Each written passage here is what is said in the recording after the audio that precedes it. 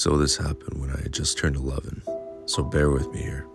My parents were always very strict with me growing up, most particularly my mom. She was especially weird about letting me sleep over / visit with friends with older males present in their homes. I never understood why, as I was born and raised in Canada, and sleepovers were pretty common with my Western peers. I just figured it was due to the fact that she grew up in a strict Muslim household back home, and men and women would be kept separate for the most part. What I found odd though was that she even kept the same energy around male relatives that she wasn't very familiar with, my cousins and uncles from my father's side. Anyway, so one day I begged both she and my dad on my hands and knees to please let me sleep over at my best friend.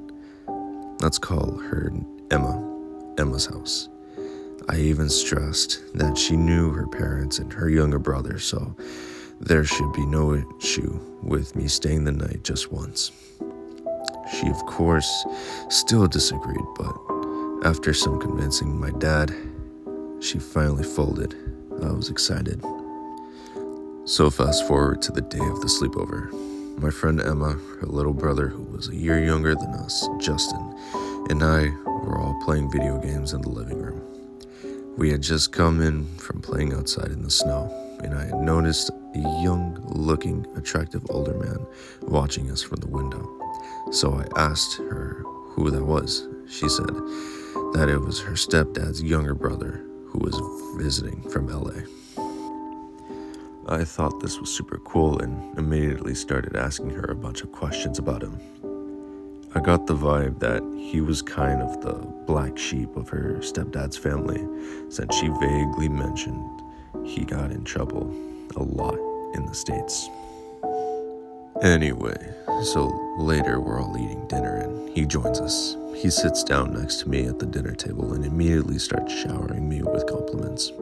Keep in mind, I had just turned 11 and he was like in his early 30s. He kept on saying how sweet and cute I was, and even pinched my cheeks. At this point, Emma's mom and dad start clearing their throats and sending signals to him that he needs to stop. Honestly, I only just realized this as I got older, and I never even thought anything was wrong at the time. So, that night, Emma and I hang out in her bedroom recording dumb videos on Vine, reading creepypastas and stuff like that. Eventually, we end up falling asleep in her bed. I wake up in the middle of the night. It was probably like 2 a.m. or something, because I had to pee.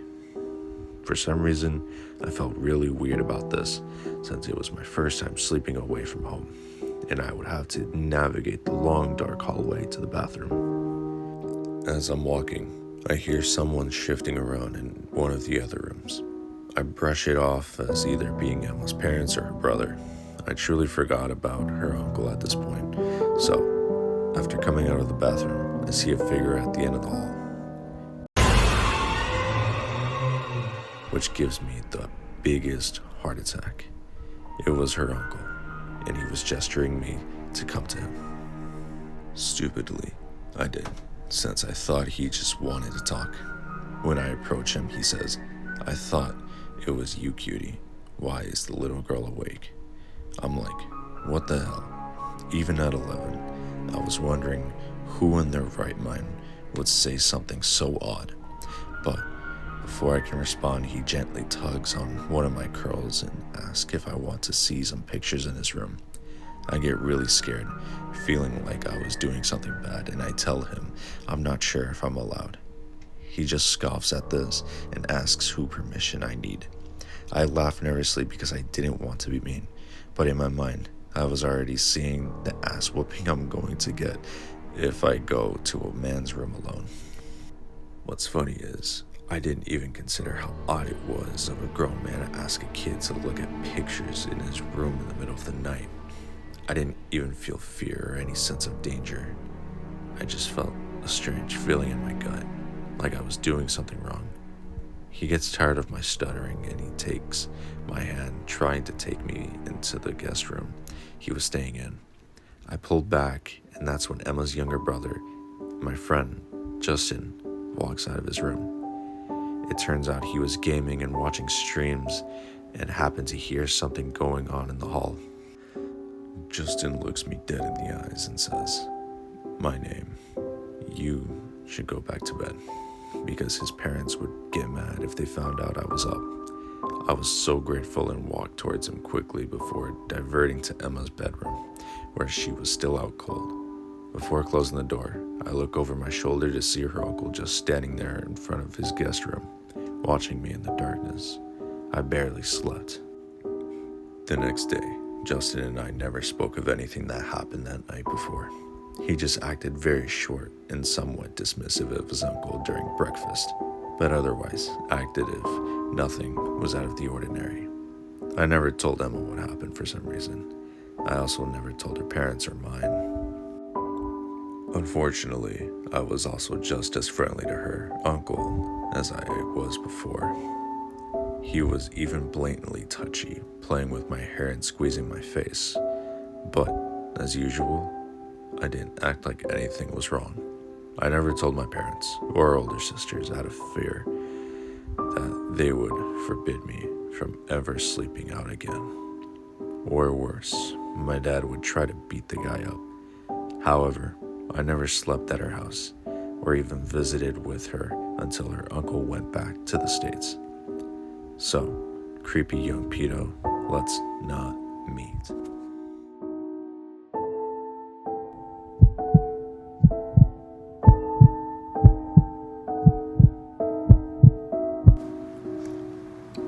This is my first post, but it is 100% true. A little bit of backstory. I was around 10 years old when this happened, and I invited two friends, let's call them Ellie and Tina, to a sleepover at my house. I live next to a train track and opposite a level crossing. A month or so before the sleepover, there was a floodlight installed at the level crossing, and it shined through my window every night. I had white curtains too, so it produced a kind of shadow show. I could see the trees silhouetted against the curtains, sort of like a movie.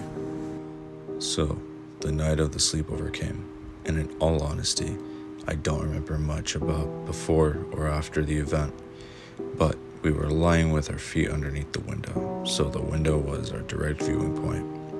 It was night, and the curtains were drawn, so the floodlight was bright in the window like any other night. We were chatting like any normal 10-year-old girls would, but then out of nowhere, this figure appeared in the window, silhouetted by clear as anything. It was a full-grown man-shaped thing, crouching down, but there was just something off about the position and the shape of the head. All of us saw it, and we panicked. We hid under the covers and stayed quiet. Even that was strange. Why didn't we scream or go run and get my mom? I'll never know. The figure was deadly still, but it just crouched there for around 10 minutes. My room is upstairs, and outside my window there was a 2-inch window sill, but that was it. So a man outside my window was physically impossible. Ellie, Tina, and I just kept peering out to see if it had left, and eventually we looked out in enough time to see him leap to the right. It was terrifying. No, I don't remember much about after, but no one mentioned it in the morning, so I put it down to being a dream I had. A few months later, the floodlights stopped shining through my window, and over the years we grew apart. We all went from primary to secondary school. I don't know the American equivalent is. I'm sorry. And we all got different friends. We said hi to each other in the corridor, but that was about it. In year 11, we all got excited about going to college or sixth form, and everyone was getting everyone to sign yearbooks. Ellie was in my IT class, so I thought it would be nice to get her to sign. We were all really close as kids after all, and we got reminiscing about the good old days when she said, "Hey, you remember that thing outside your window when we were kids?" Wait, what? I thought that was a dream. Ellie and I talked about it for a little longer, and I realized my next lesson was with Tina. I brought it up with her and she remembered it too, so it can't have been a dream. This was a bit of a shock to the system because it actually happened. That night, I went home and told my dad, as he is a believer in the supernatural too. I told him the entire story. He looked shocked and confused. At the end of the story, my dad looked at me dead in the eyes and said, "The floodlights have never faced your window."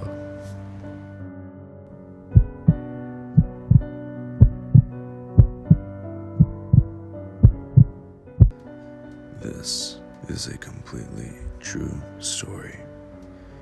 A few months ago, I went over to my cousin's apartment for a sleepover. We live in New York, so I took the subway. When I made it to her apartment, we did the cliche girly sleepover things you see on TV shows. Note, I am still in high school, while she is a freshman in college. We are not only cousins, but best friends too. We started with sheep face masks while watching some K-dramas and eating ramen.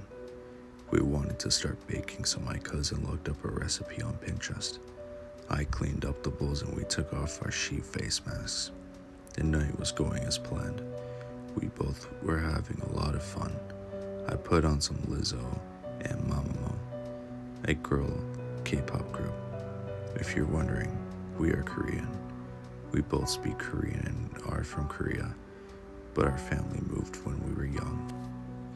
Since we both go to bed pretty early, usually 10 p.m., we were getting tired really quick. We cleaned up, had a cookie, then put them in plastic baggies to give to our friends. Both of us were laying in our bed, and that's when we heard a funny clicking noise. We are both scared people, as in whenever we hear a scary noise or story, we freak out. You can imagine how we felt when we heard the clicking noise. We decided to muster up the courage to go check the kitchen, which is where the clicking was coming from. We both are little Asian girls. My cousin is 5'2", while I'm 4'10". On top of that, we don't weigh much either, and both of us are incredibly weak. You can literally throw us across the room. That made us even more scared that we can barely defend ourselves. When we peeked into the kitchen, there was a tall man going through my cousin's fridge. He was very pale and had barely any clothes on, but he had a lot of hair. He was very, very hairy. My cousin sneezed, and all hell broke loose. The man looked me straight in the eye and ran towards us. We got the hell out of there and ran down the stairs while calling 911. The man stopped falling when we got out of the apartment. Well, at least that is what my cousin says. I wasn't looking back. I just wanted to get the hell out of there.